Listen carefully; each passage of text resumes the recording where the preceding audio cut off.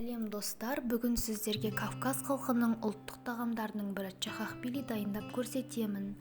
Ең алдымен қызып тұрған табамызға май құйып, май қызғаннан кейін тауық еттерін салып, жақсылап қызарғанша қуырып аламыз.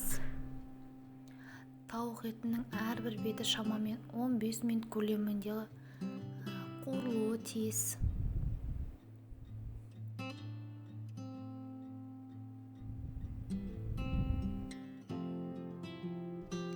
Қызарып піскен тауық еттерін бөлек ыдысқа салып қоя тұрамыз.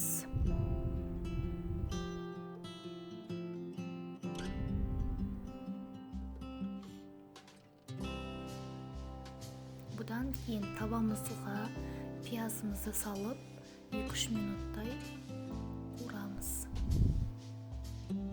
Одан кейін тәтті болгар бұрышын салып дәл солай 2-3 минуттай жақсылап қуырамыз.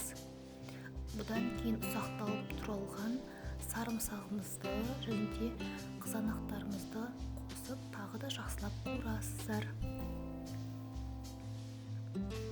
Енді дәміне қарай тұз, қалауларыңыз бойынша түрлі әмбебап дәмдеуіштер, бұрыш, паприка қосып жақсылап араластырып қуырыңыздар.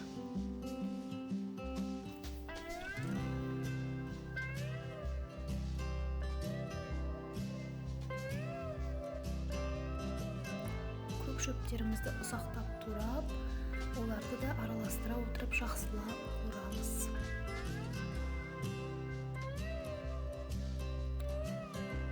Табамыздың қақпағын жауып, шамамен 5 минуттай қуырып алғаннан кейін бұның үстіне тауық еттерін саламыз.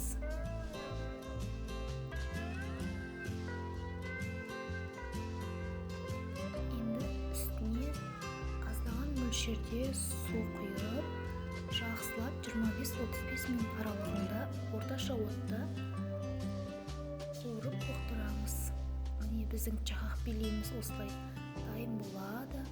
Өте дәмді ас болды.